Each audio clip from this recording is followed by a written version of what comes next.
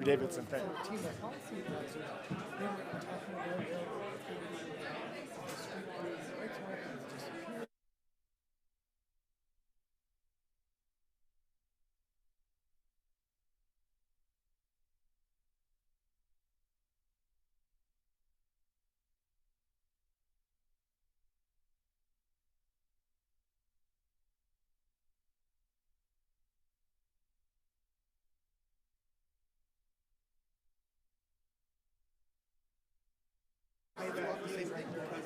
There was a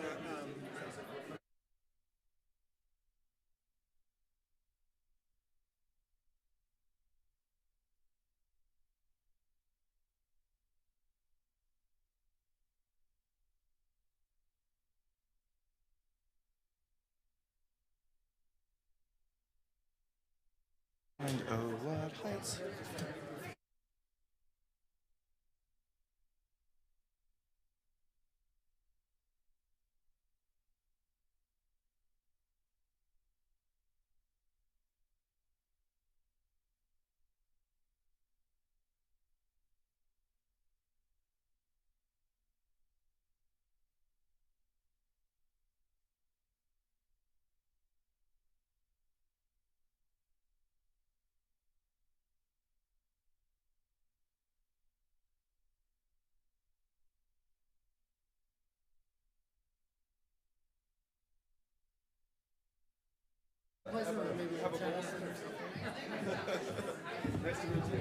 Thanks, Brian. Sure. Hey, MC. How's it going?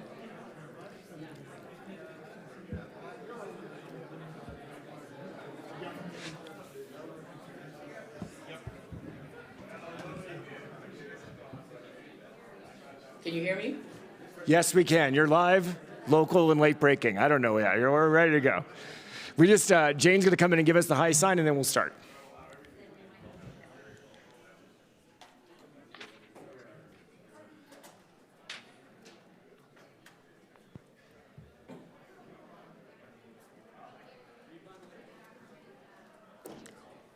You can start. I can. Richard said it's okay, so let's go ahead and proceed. I was waiting for the Jane high sign. All right. Madam Chairwoman, you want to kick us off?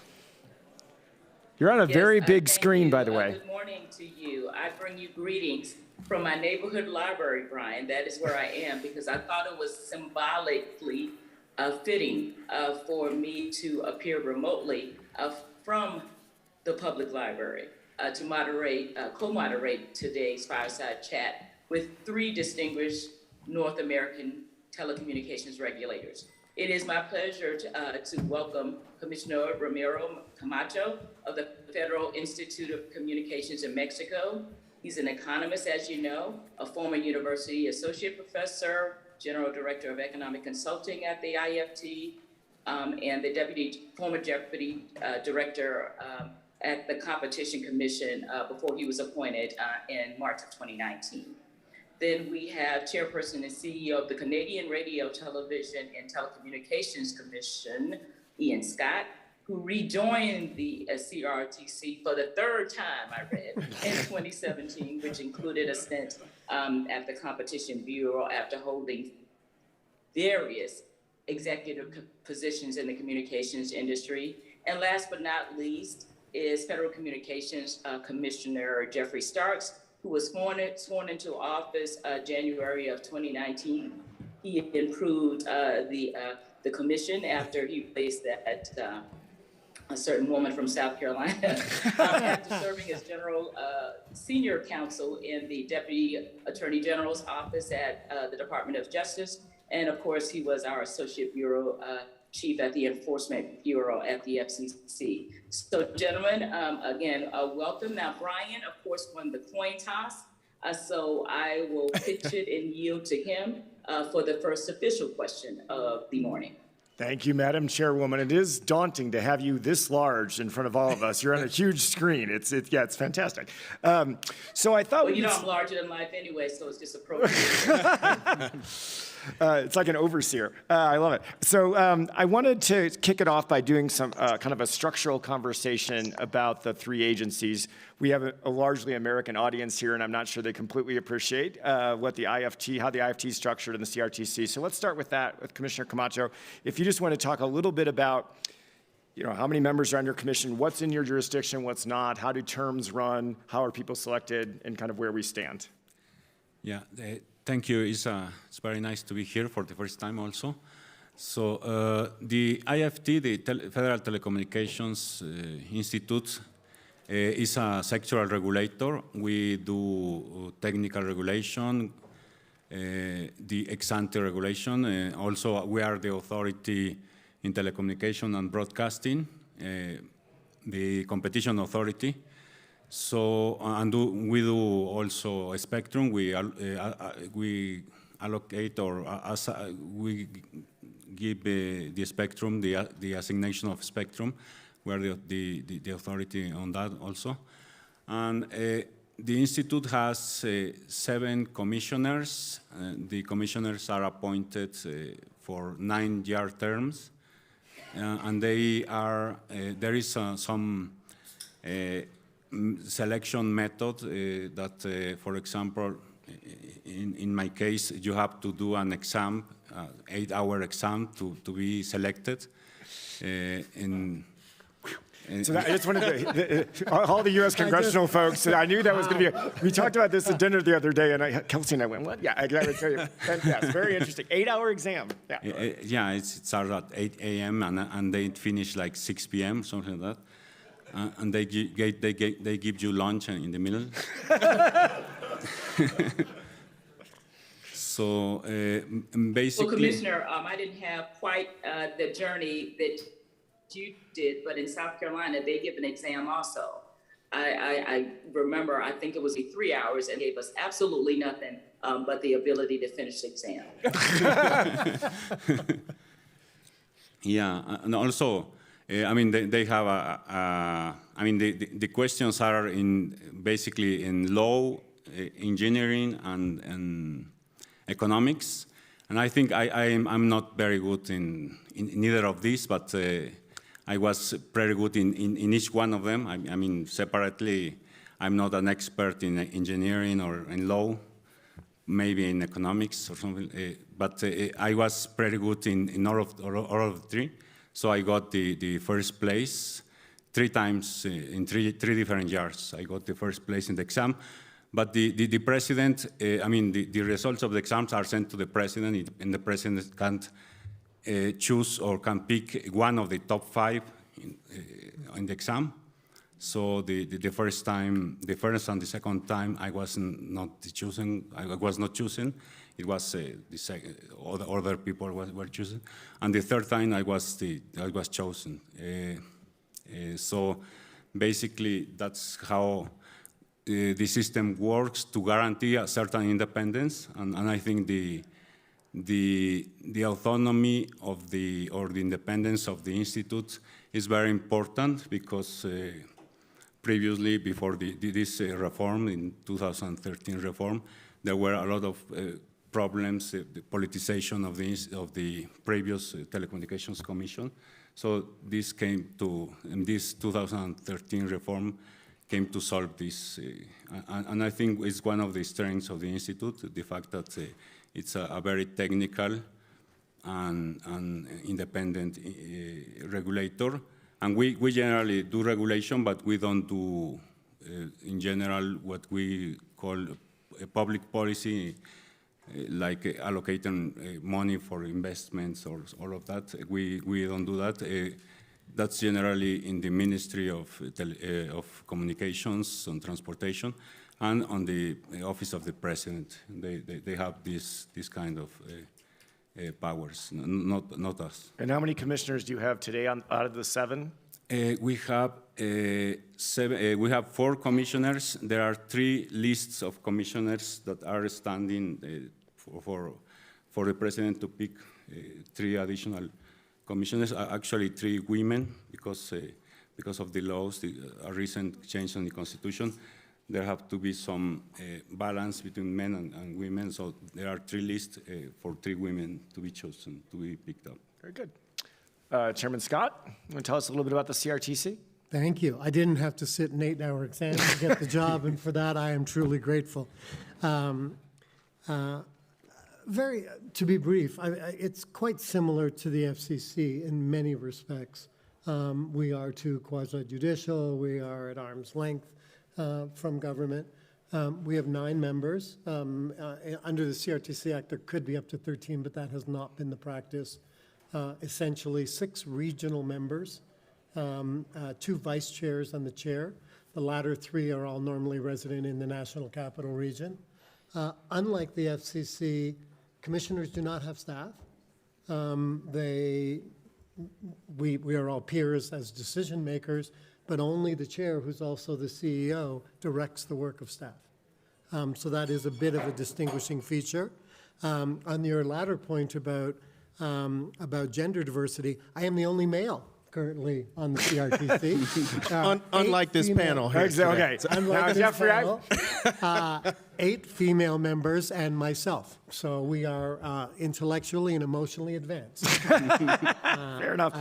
And do you want to talk a little This bit? is for the public record, right? It is, yes. Oh, good. For the scope of, about the scope of your Yes. authority, you want to talk a little bit about that, and also with some of the unique challenges on the bilingual nature of the portfolio. Sure. On the scope, again, similar to the FCC, but we are not the spectrum regulator. So we oversee the telecom industry and are responsible for the regulation of the carriers, but spectrum has remained with the government department. I said they remain the spectrum regulator. So that would be the distinguishing feature. Brian's reference to languages, we are an officially bilingual country. So as the head of an agency, one must be able to deal with staff in the language of their choice. So commission meetings are all supported through, the members do not all have to be bilingual. The chair does. Members are encouraged to be, but we use simultaneous translation at all of our meetings so that members and staff can participate fully. And I've seen you give speeches in pivoting between the 2 languages, which is a unique challenge. I think, Jeffrey, maybe we should try this. You should add a second language and you can just go. I'm fluent enough in the first. So. Fair enough. Do you want to, any observations about where this FCC sits these days structurally? Structurally, I think as ever with these issues, first of all, always happy to be on a panel with the incomparable Commissioner Clyburn. Our best wishes to former Commissioner Abernathy, who is not able to join us here today. Hope she feels better soon. But happy to be with my colleagues here. Structurally, obviously we're in I'm not breaking news here, we're at a 2-2. The commission is designed to be 3-2 in favor of the administration's party. But, taking a step back kind of holistically, I know you all heard from Administrator Alan Davidson, there is in the United States a great confluence in particular on the issue of broadband, on whether sister agencies are going to have it, we have a piece of it, of course, Treasury and the U.S. Department of Agriculture, USDA. There are a lot of issues where we are, because of broadband in particular being at the intersectionality of so many crossroads, where we are working structurally across the entire federal government.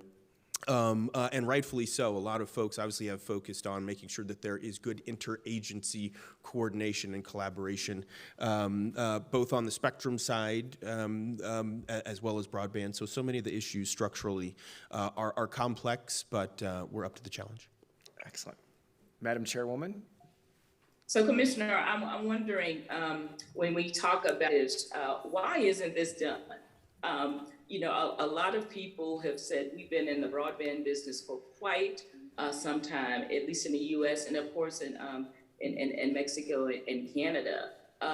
What are these barriers to universal deployment? How is each country addressing them? And I'm wondering, and it's a complex question because I'm complex, but the issues are complex.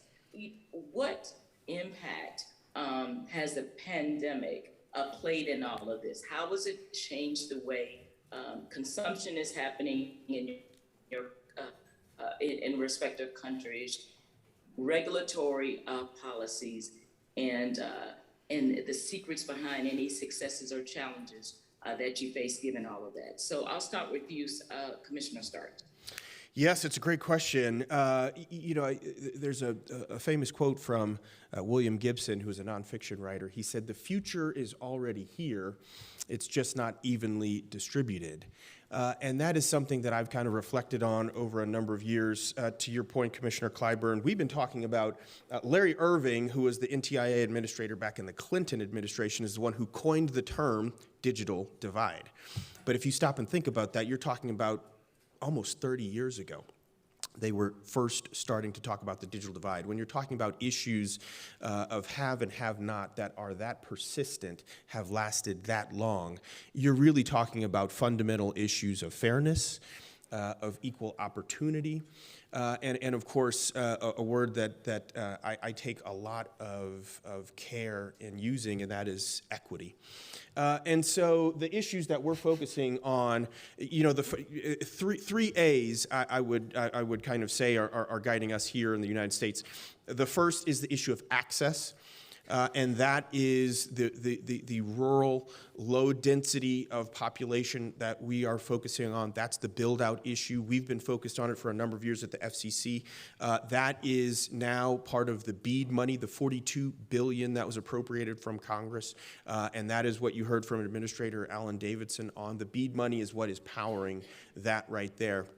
The second A that I would focus you on is affordability. Nearly $14 billion appropriated from Congress for us to focus on the issue of affordability. Low-income Americans, and in particular, to speak plainly, communities of color, black and brown folks, are disproportionately left behind and disconnected. And so focusing, also grafting on the issue of the pandemic and so many households that have been struggling there. So the issue of folks who just fundamentally cannot afford connectivity is something that I focus on every day. To throw out a little math for those of you out there, there are nearly 48 million households, so we're not talking about individuals, 48 million households that simply on the issue of affordability cannot afford to connect. With some of the legislation that I just mentioned, the Affordable Connectivity Program, we have right now about 13 out of that 48 million. So it's about 27% are under a low-income program that we have. If you're under any of the federal government's low-income programs, you qualify for this Affordable Connectivity Program where we're essentially subsidizing, paying for you to get internet. In May, there was an event at the White House where President Biden and the Vice President joined us, and the commitments that they've got from providers is nearly 80% of the U.S. population is now cost-free if you are a low-income household. So this is a really strong push to make sure all Americans are connected. I'm focusing in particular on the issue of public housing. I can talk about it more as well. A pilot program that I have stood up at the FCC, focusing in particular on what I think is a nexus between if you are in the housing and urban development, HUD housing, you are in low-income housing, public housing, Section 8, colloquially is what it's called, Section 8 housing, project housing. I want to make sure you get connected. Here again, really quickly, just numbers. We have 5 million that are eligible under HUD housing. We have about 500,000 signed up, so about 10%. This is where I think there's a particular synergy where if you are in low-income housing, we know that we are helping you get past your housing insecurity. We should also be able to help you get connected at that household. The last A that I'll mention really quickly is the issue of adoption that a lot of folks have started to focus on, and that is really, even if you have access, even if you can afford it, there are still millions of Americans who don't sign up. Some of this is the issue of digital literacy. Some of this is an issue of helping you know what the internet can provide for you, but really it's the issue of, it's a confluence of a lot of things, but making sure that folks adopt internet at the right levels is a big point that we're driving across the United States. And Chairman Scott and Commissioner Camacho, the same question to you, barriers to universal deployment, how the pandemic has impacted the consumers, as well as regulatory policy, and the secrets to your successes as you overcome and address these challenges. Chairman Scott? Chairman Scott first, I think, yeah. Thank you. Let's see. How about a quick report card? Let's try for broadband in Canada. And I give us, a B+, working towards an A-. It's the classic, good news, bad news. The good news is we have a adopted target of 50/10 in terms of availability. That's currently available to 90% of Canadians. That's the good news. The bad news is that number is slightly less than 50% in rural areas. And particularly sadly, it's somewhat less than 30% in Indigenous communities. And they are predominantly in remote areas, particularly, not uniquely, but particularly in the north. And there is a real challenge of, as you quoted, overcoming the digital divide in Canada. So we're making good progress. Secret of success, I think, as is the case in the United States, the funding is now there. The CRTC itself has a relatively modest $750 million fund that's targeted at the most problematic areas. But the government, and particularly driven by the pandemic, has committed much, much more funding. And I think there is sufficient monies to bridge the digital divide. It is now a question of deployment. And it was interesting in earlier discussions, there is a challenge about labor. And, we can get the money out the door, but can we get the projects built? Yeah. And again, in some of the more unique or more disparate geographic areas, 2 sea lifts to northern Canada, overcoming challenges of constructing, taking into account permafrost. I mean, these are real meaningful challenges. And so even with the money, secrets to success, one is that the provinces, we are, as is the United States, I mean, we have both federal and in our case provincial jurisdiction. They are working together, and that hasn't always been the case, but there's a high degree of cooperation between territorial, provincial, and the federal government to address the digital divide. That's important. The negative, if you will, the biggest challenge, I would say, is also related to the jurisdictional differences, and it goes to passive infrastructure, where we have different rules, different parts of the country, and we don't have exclusive federal jurisdiction over all aspects of passive infrastructure, and that is an impediment to the deployment of both 5G and broadband. So for Americans, what's passive infrastructure by the Canadian standard? Although I have to take a step back, the CRTC under the Telecom Act has jurisdiction to resolve disputes with municipalities and provinces about transmission lines. That does not necessarily extend to antennas. If you think of 5G deployment in cities on municipal support structures, provincial utilities, hydro utilities are almost all provincial crown corporations, and it will not and do not welcome federal intervention. And they have their own rates for hydro poles and so on. So those types of things are problematic. I think they're a challenge, can be overcome, should be overcome, but it is a challenge. To just close out the Canadian example, Commissioner Starks talked about affordability and adoption challenges. You want to just touch on what those dynamics look like in Canada? So we have not gone, so on affordability, and we'll come to this, I'm sure, our commission has looked at it more from the perspective of competition once service is universally available is what we should rely on to drive rates down. We have roughly similar rates to the U.S. for broadband services. But you raise a valid point, which is that doesn't solve the problem. Now, there are a number of voluntary programs supported by the government to help lower income Canadians afford it, but there is no fund in that sense for affordability. Our commission in the past has pointed to that's a larger challenge for all of government and various departments and agencies. It doesn't and shouldn't fall exclusively on the Federal Communications Regulator. On adoption, probably a similar experience. I think we have got a lot of digital literacy initiatives in Canada. Media Smarts is one of the better known one, but it is a challenge in certain communities. Commissioner Camacho, what's keeping you up at night, in Mexico? What are those, challenges? How has the pandemic either made them easier, or chances are made them more difficult? And what are the secrets to your series of successes? Yeah, in Mexico, the pandemic had a pretty strong effect because, as you know, there are lots of a high percentage of the population has no access to the internet.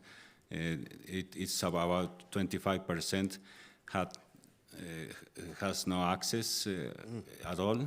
So, for example, in education, during the pandemic, there was a lot of children that couldn't attend school or virtually or present, in person.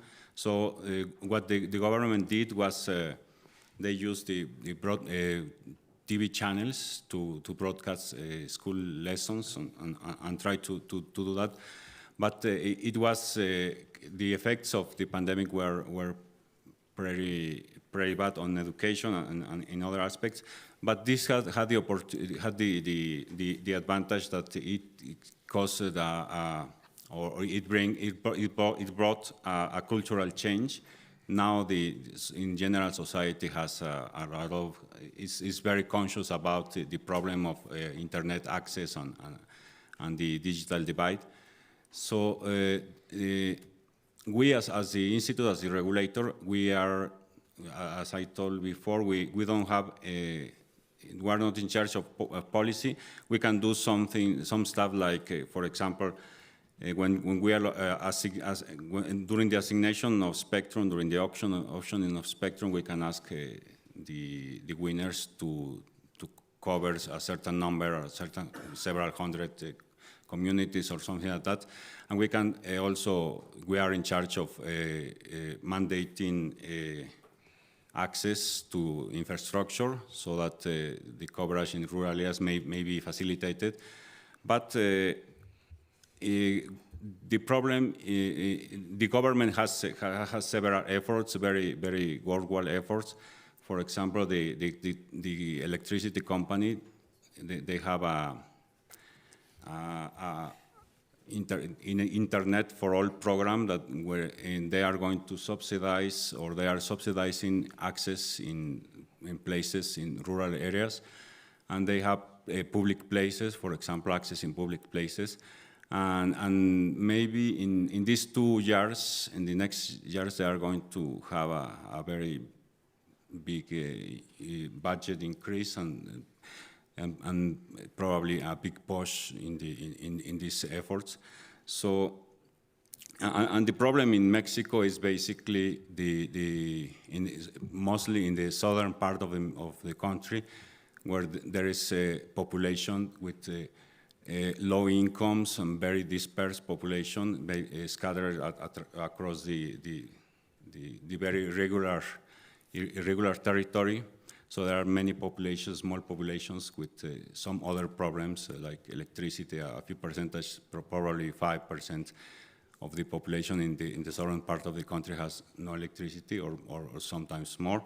But I mean, there are lots of challenges there, and I think the government is working to find a solution to that. Maybe we don't have the budgets or the money. I mean, the money allocated is insufficient, and it is not a big amount, but we are. I mean, I think the government is making a serious effort to solve the problem. Very good. If I could take 30 seconds on secret of success that you had mentioned, Commissioner, because I think at the FCC we're doing a really good job. And the secret of success that I would highlight is really kind of collaboration. Our Universal Service Fund is about $10 billion. When the pandemic hit, Congress gave us the Emergency Connectivity Fund, about $7 billion, and the Emergency Broadband Benefit, about $3 billion. So they basically doubled the amount that we really needed to help get out there for connectivity. And it was all done collaboratively with my fellow commissioners. I've been very proud of that work. I think the commission should be very proud of that work. But holistically, what I really think it helps with is it helps give clarity to industry. You know, the providers and the ecosystem that we operate in, seeing us operate collaboratively, I think it really helps with industry. I think it helps with the courts in many ways, again, holistically, when they see the FCC, like my colleagues have talked about, in many ways, we're a very technical, independent agency. It helps when we can act collaboratively. It helps with the courts. Many of those in the room may have seen the recent court ruling on 5.9. It's a counterfactual if we had not had unanimity there, but I really think the courts, it helps a lot when we are before the courts for a certain thing if there has been collaboration and unanimity. The last thing I'd say, of course, is it helps with Congress on all of this money that's been appropriated, seeing that the commission can get it done and can act on Congress's wishes and execute is really important. Great. Let's turn to competition policy. Oops. Yeah, and I was going to do that. I was going to say there's another C word, Brian, in competition.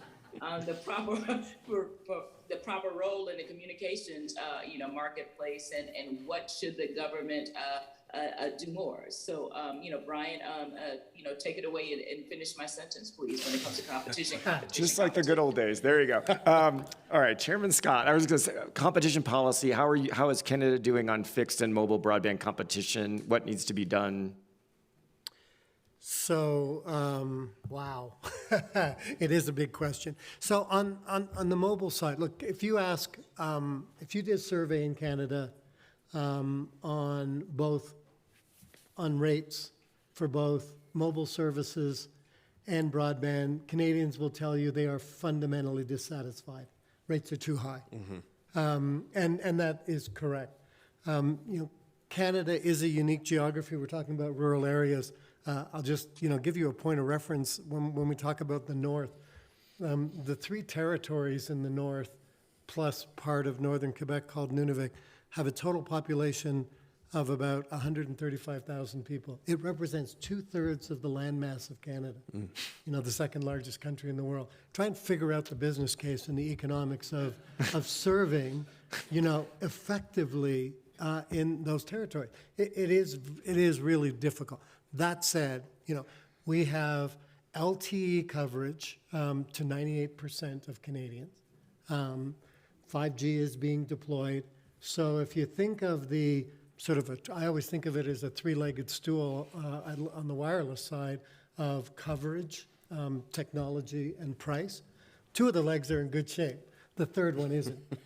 Progress is being made, and they're coming down. We had 2 large structural hearings. The last one, we've now introduced mandatory MVNOs, virtual mobile operators, but specifically for those who are the smaller players who are already operating as wireless carriers, not an open entry model, which has been very unpopular in certain quarters. But the commission, on the basis of the evidence before us, recognizes that the most effective competitors are those smaller ones who are in the market, the regional players, and this, we hope, will continue to drive down wireless rates. They have gone down about 25% in the last year and a half, but they need to come down more. Broadband is more challenging. We, like the United States, have in most places 2 wires into every home, cable and telephony. And you would think that is a great starting point compared to most of the world, but it hasn't generated a lot of price competition. And so the other solution there is to introduce, wholesale measures where we mandate and have for over a decade the dominant suppliers to provide service to resellers, who in turn will sometimes evolve into facilities-based players, or sometimes will just engage, it's a bit oversimplifying, but in arbitrage or resale of services. That's been effective, but not effective enough. Rates are actually inching upwards, not downwards, in the last year. That's disturbing. And the real challenge is getting those rates right. And I will say, and we've had a lot of political and legal activity and regulatory activity around those inputs. Getting the costing right so that you, in fact, encourage competition, but continue to encourage investment and innovation on the part of the incumbents has been really challenging, and I'm not sure we have found the sweet spot. Certainly the industry doesn't think we have.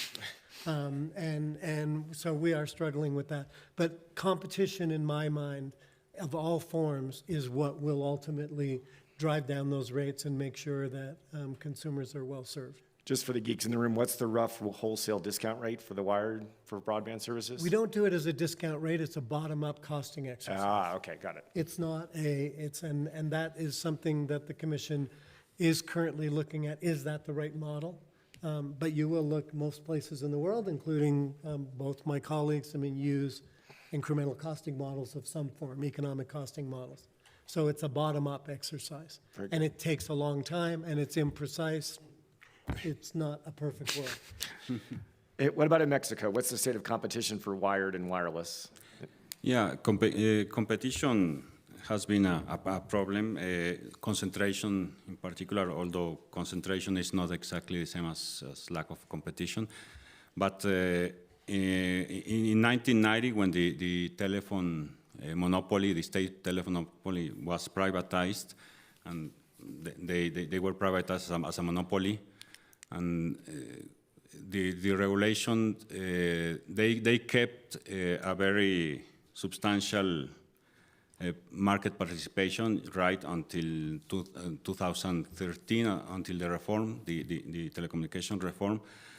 And in 2000, this telecommunication reform introduced the asymmetric regulation of the monopoly because the regulation before this reform was very bad, really.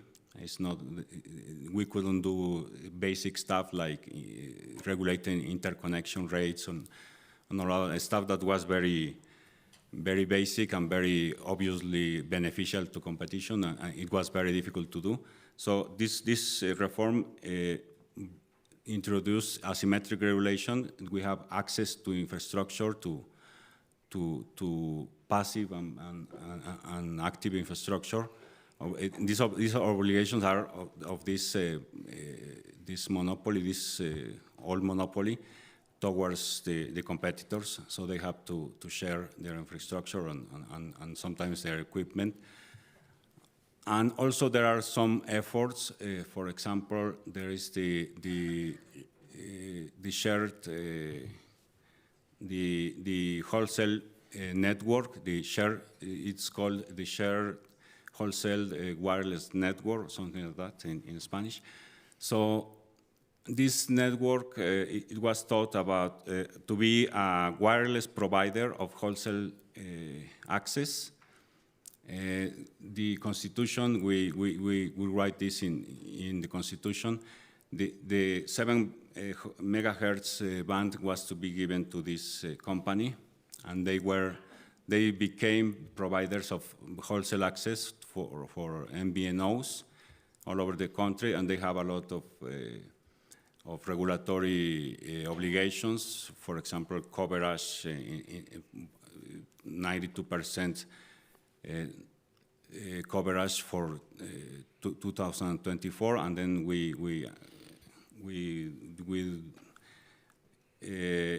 now the obligation is until 2038 because of financial problems that they have. So, but this wholesale network was intended in part to solve the coverage problem and in part to solve the competition problem, because even in places where there are other commercial providers, this network can make a competition more aggressive, so that by allowing MVNOs and even the established operators to access their capacities.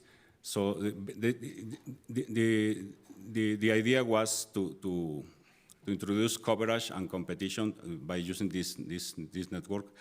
So one of the problems that this network, this wholesale network, had financial problems, in part because of the pandemic, but it was recently reorganized, financially reorganized, and I came. It's already the process is already finished. So we expect it to go on as planned.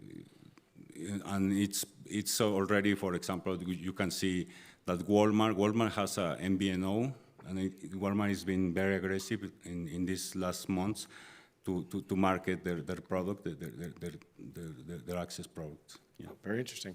Commissioner Starks, how are we doing on competition in the U.S.? Yes, I start, of course, with the premise that Commissioner was talking about, which is that the need for connectivity has never been greater than now, and that is through the pandemic as well, where it's powering our economies, it's educating young folks, it is essential to telemedicine, and so making sure that we have competition, it really does put the consumers in the driver's seat, has never really been more vital. A couple of observations really quickly is that in a direct kind of competition, again, for the Affordable Connectivity Program dollars, the $14 billion that we have, it's been, you can have wireless or a wired product there. And it turns out the wireless product has actually, by some great margin, is what ACP enrollees actually are adopting. And so that has been instructive for a lot of us that are looking at this. It's not, it's something where the folks are choosing what works for them, and mobility certainly seems to be something that in the ACP we're seeing a lot of folks choosing. Fixed wireless is also a product that, when I talk to the big three that are in the United States, Verizon, T-Mobile, AT&T, are each working hard and heavy on a fixed wireless project that is going to continue to further drive competition. The last thing that I'd mention that we haven't talked about yet is satellite. That I think is a big part of competition here as well. In a many ways, satellite has been around for quite some time. We've also seen a lot of innovations here. And really quickly, for folks in the room, some may be very attuned to this. Part of the project that we're talking about is in particular for wireline products. The real incentive is to have an inside-out way that they build their network. It's densely populated areas, and then they work their way out until the business case, for a lot of reasons, no longer works for them to reach outside a certain level. The inverse is actually true for satellite, where they have a real incentive because of the capacity of their networks beamforming to go work and build their network from the outside in. And so I think satellite in particular has a very interesting path to play, role to play. And obviously, these are in some instances US-led as well. I mean, they are landing rockets, y'all, if you have not seen it. It's helping other industries as well. Obviously, space debris is something that even us at the FCC are starting to think about. And so there is, I wanted to make sure we introduce satellite into the conversation as well there. Excellent. Chairwoman Clyburn, you're up. Yes, commissioners, we're very much, neighbors. So I could not allow this hour to pass without talking about or asking a question about national security, cybersecurity, and then alike. The USA has taken a very firm stand, particularly against the Chinese, against Chinese equipment vendors and manufacturers. Can you give us an overview of how national security concerns play into your networks and where you see that policy going in the future? And should we be addressing cybersecurity measures and issues more collaboratively? Who would like to start? Since I'm not the spectrum regulator, maybe I'll jump in first. I have a short answer. Two things about that. So Canada is moving now in the same direction.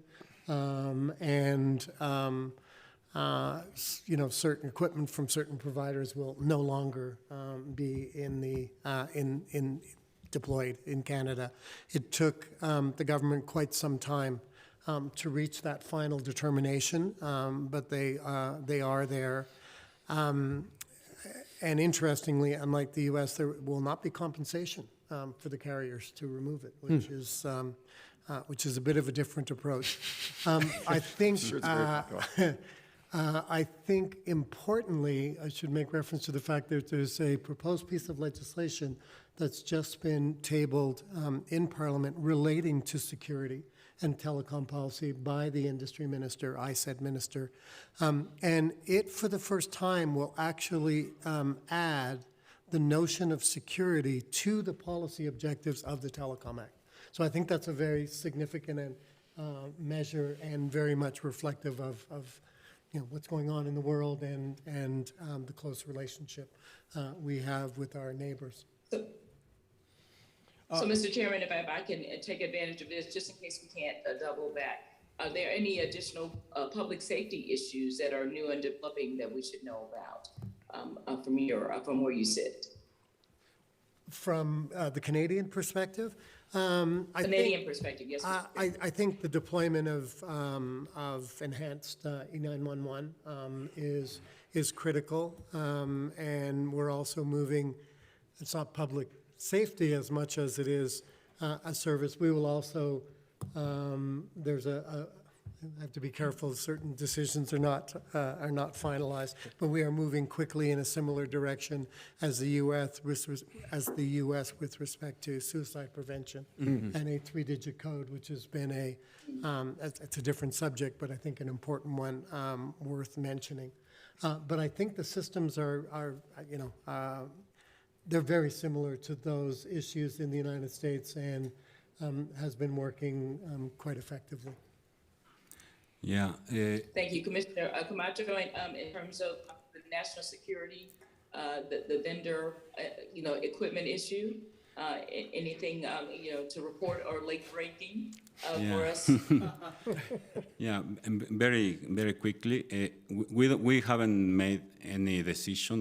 We haven't made any decision regarding any specific provider of equipment. So the Institute has remained neutral in these manners, but we are also aware in general of threats, of cybersecurity threats, so we are working on regulation, on promotion of cybersecurity in general, but we are not making decisions. We haven't made any decision regarding a specific provider. Okay. And Anything additional on the public safety front, Commissioner Camacho? Yeah, actually, what I can say is we are working a lot with the national security in Mexico, with the army and regarding the access to or the protection of data and the access to a spectrum and on security in general for the authorities. And in Mexico, it's very sensitive, the issue of crime, organized crime. So we are working in general. We have a very good relationship with them. And Commissioner Clyburn was kind enough to start my introduction and my bio by noting that I worked at the Department of Justice for a number of years, where I did focus in some small part on national security issues. And so when I came to the FCC, one of the very first issues that I focused on was zeroing in on what I found and what my colleagues have also come along with me to find was insecure Chinese equipment. As mentioned, I put on a workshop back in early 2019 called Find It, Fix It, Fund It. Pretty catchy stuff. Should have caught on more than it did. Yes, I think there should be bumper stickers or something. Yeah, exactly.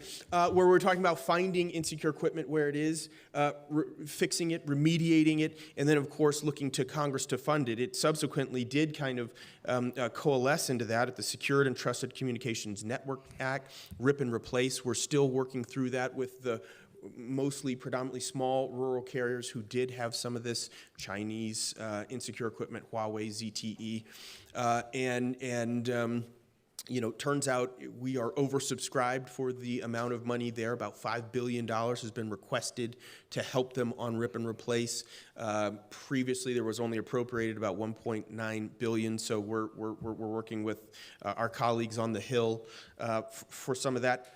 At the FCC, within our own authorities, we have eliminated Section 214 authority, which is common carrier authority, for some of these, for China Unicom, China Telecom, some of these other carriers, to make sure that they no longer have access to our networks. One of the things that I have focused on as well as the next part of that is even though they have been removed for their 214 authority, some of these carriers still have private line services and data centers here in the United States. And so that is something from a security aspect that I'm still focused on. I know there's a lot of expertise here in the room. If there's anybody who has expertise on those issues, there's a lot of, I'm working on it. Folks on the Hill are working with me on it. If there's anybody who does have expertise on that, please do let me know.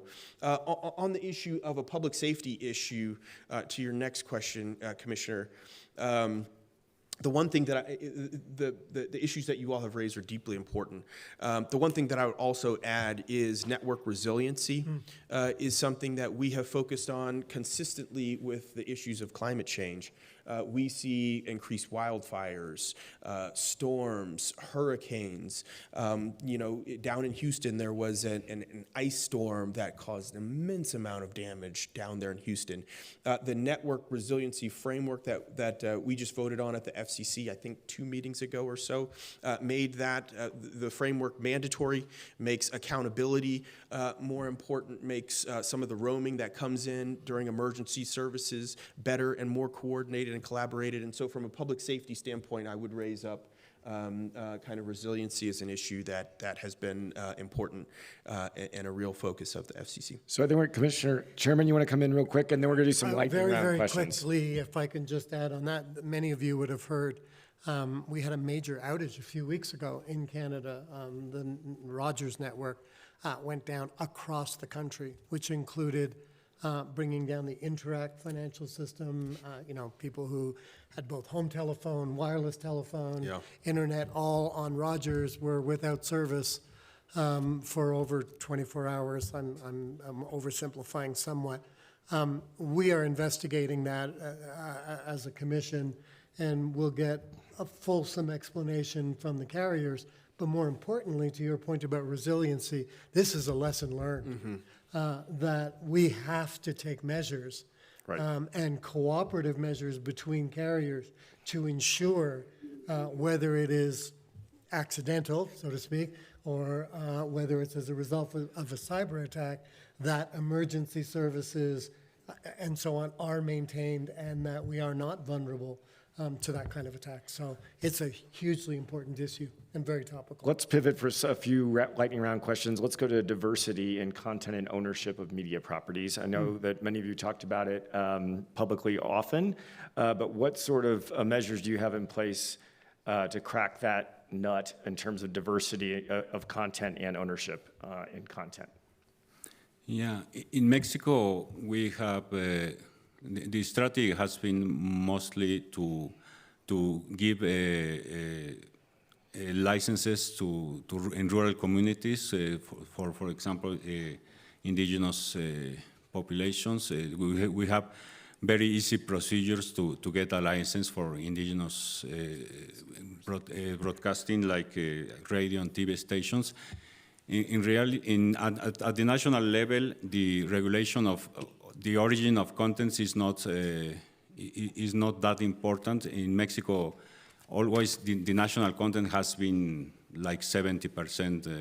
I mean, it's not like if you see the four traditional networks in Mexico, the first and second most watched networks have always been the ones that had national content.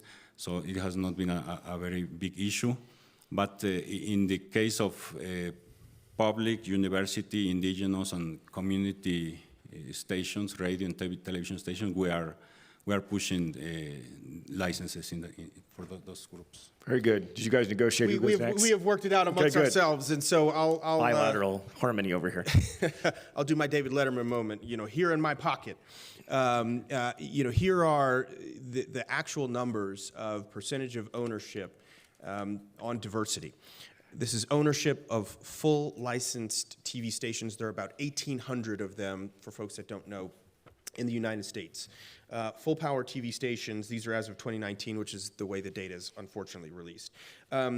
Asian Americans own 0.3% of full power TV stations. African Americans own 1.3% of full power TV stations. Hispanics own 4.0%. Women total own 5.6% of full power TV stations. And by the way, these numbers are up. This is progress even over the course of my commissionership, least of all talking about Commissioner Clyburn, but this is absolutely not good enough. Those numbers are way too low, way too anemic. And so those are the numbers that we do know. What I've also focused on are numbers that we actually don't know because of the way we have failed our congressional obligation to find broadcast stations and what their EEO numbers are so that we can make sure that folks, whether you're in front of the camera, behind the camera, in the producer's room, understanding, because the ultimate point here is that those that are in our broadcast stations, those who are giving us our news, giving us our information, I absolutely believe that they have to represent America. They have to look like America. Additionally, on the issue just holistically of diversity, one of the things that I'm most proud of in my commissionership truly is I started the Early Career Diversity Initiative. Because when I was looking around in the ecosystem generally, I saw the need for us to make sure that additional talent is tapped. And so making sure in particular that at the FCC, I'll be very brief here, a lot of our entry-level jobs are part of the honors attorneys program. And our engineering programs. There are HBCUs that do great work on all of that. So making sure that we are identifying talent everywhere, recruiting talent everywhere. The second thing, and I was proud to be ahead of the curve on this, is that for a lot of folks, it turns out taking a free internship is very difficult. They just simply cannot afford to have a free internship. So at the FCC, what I have started is making sure that there is a paid internship. Turns out, when you get your foot in the door, that job leads to another job, leads to another job, leads to another job, and soon enough, you're a commissioner or a chair. Or something like that. But the real point is that looking around in the room where it happens, we have to have representation. Chairman Scott, probably one of the more challenging portfolios. It is, but it's also different. I mean, we have a different model for broadcast regulation. For those of you who don't know, we sort of have a 50-year history of what we call a Canadian content regime that is meant to ensure, and this is the kind of language, domestic language, that Canadian stories are indeed told, distributed, discovered, and that includes a reflection of our cultural makeup. We, the various ethnic groups, obviously our bilingual nature as a country, and increasingly a focus on Indigenous peoples and Indigenous reconciliation. So our broadcast regulatory model is very different and is in the midst of fundamental change. But specifically to the point of diversity, we do have a policy within the Commission on called Diversity of Voices, and it focuses both on ownership but equally on availability. And so we have a high degree of concentration, as does the U.S., and vertical integration that hasn't slowed down, certainly over the last decade. So one of the big challenges has been to ensure that independence and ethnic broadcasters or specialty channels that represent particular groups, whether it's LGBTQ2+, Indigenous, ethnic groups, and so on, racialized Canadians, are found and are distributed in the system. So it's been a balanced approach, perhaps not as much of a focus on ownership. Do you want to just touch on a role of OTT platforms in this discussion? Boy, do people have buns in the room that are going to throw at me? I'm not sure. We removed all the buns before the panel You started. took the buns yes, away okay. before it started. Well, there's several pieces of legislation. There was one referenced in the earlier panel that doesn't directly involve the CRTC on online harms. That is a piece of legislation to come. There's one on news remuneration that was introduced recently, but the one that Brian's referring to specifically is a piece of legislation that is now before the Senate and I think reasonably could be expected to pass into law later this year. And it will bring online platforms involved in broadcasting under the jurisdiction of the CRTC. And perhaps to their chagrin, but I think they're beginning to understand we're not entirely evil. That they will be required to make some contribution, as do Canadian broadcasters, to the system. So there's a knee-jerk response of saying, well, I'll give you an example. Cable companies have to contribute 5% of their revenues to a media fund that in turn then commissions Canadian productions. And so there's obviously a simple argument that says, oh, so we'll make Netflix do that as well. I won't try and predict the future of what a regulator might decide, but personally I would say that would be a poor model. What we should, and I hope must do, is develop a regulatory framework that recognizes there are different lines of business, but they can make contributions and they can come in different forms. Netflix, Amazon, Disney all spend a great deal of money on Canadian productions in Canada. On their productions in Canada and contribute to the economy and so on. But it will be, we will be developing a new regulatory framework for broadcasting in the next couple of years that will be very impactful on the platforms. We'll say that. Very good. On all the industry. MC, you want to get a final question? Then we'll take one from the big screen below us here. Yes, I am wondering, most of you will, within the next 24 or so hours, be heading back out to your respective, jurisdictions.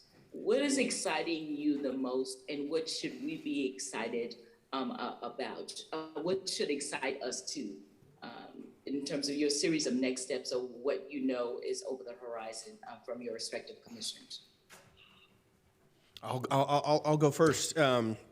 I actually sat down with many of my colleagues internationally in Stockholm a number of weeks ago where I spoke about this issue. I think part of our shared mission, our shared goal, in particular in the tech and telecom sector, should be focused on environmental impact, on climate change issues. In particular, as many know, I've been very vested in this issue. Back in 2019, I worked with Verizon to make sure that they worked with me and with my office to have a carbon neutral footprint. All of the other players have come on and done that. Spectral efficiency is part of this, making sure that we are doing more while using less energy. By the way, there has been ARPA money for this that has talked about smart cities, smart grid policy, making sure that we are thinking through how all of this is going to look. 5G is going to be an essential driver, and what I've said about this is we have thought long and hard, rightfully so, about what the economic impact of 5G is going to be. We need to think equally hard, equally justiciously about what the environmental impact is going to be. We are going to have billions upon billions of IoT that is going to get rolled out, and it's going to be powered by 5G, making sure that we are driving that precision agriculture, that we are making sure that we are thinking long and hard about how all of this is going to make sure we are more efficient.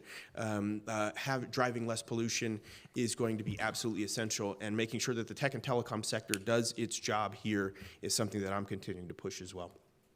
Thank you, Chairman Scott. Oh. I just mentioned one of, obviously, the new, if you will, or reform broadcasting system is fundamental. But I'll just take a slightly different tack. One of the things I have learned and have greatly appreciated over the course of my term are the international cooperations and lessons learned among regulators, among the policy community, fora such as this. It's sometimes too easy to sit in our respective capitals, in our so-called ivory towers, and go, we got all the answers. And in the course of my term, I have certainly learned a great deal from other regulators, large and small, and I think we need to pay heed to that. Yeah, we are also excited about 5G, and we think it's the potential for efficiency and for new services is very, very big.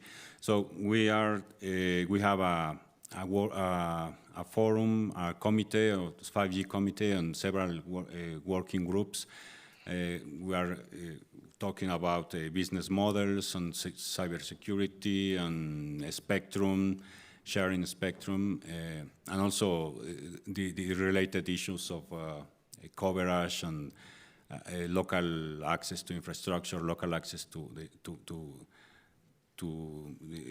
the problems that with municipal or local governments. So we are very excited about 5G, and also another kind of, for example, spectrum sharing schemes. We are starting to work on spectrum, these databases for spectrum sharing. We have a public consultation on that. And also all these schemes for all these methods of reaching populations and rural population, like satellite and combination of satellite and terrestrial access. We are very excited about that. Very good. Thank you. Brian, Yes, ma'am. permission to close out. Oh, okay. Thank you, Madam Chairwoman. Okay, we do have a couple questions on the screen, which may or may not be questions people want to answer. Commissioner Starks, anything on Starlink you want to say about that? Got a couple of those on the screen down here. So I've been focused on my comments, and now that you highlighted, I do see that there are a couple. For those in the room, this is all, the decision I believe was made last Thursday. Today's Tuesday. And so all of this is fairly fresh, fairly new. And the real answer is that I'm still, for the Rural Digital Opportunity Fund, RDOF, Starlink was, as part of the reverse auction, had $880 million in RDOF money that was contingent upon their what's called their long form, I can see the eyes glazing over, their long form, called their long form application, which must be approved by us. That was denied just last Thursday. It was done at the Bureau level, ostensibly. And so I'm still working with the Bureau and asking questions and getting an understanding of why that long form application was denied. And so there's really not too much more to say about it than that. All righty. On that final note, you got the tough question at the end there, Commissioner. Sorry about that. We are adjourned. I want a round of applause for our terrific panel. Thank you all for traveling so far to do this.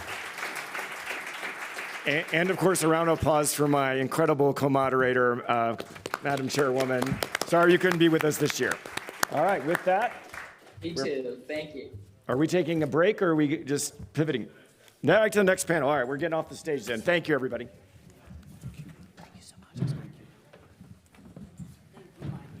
Of course.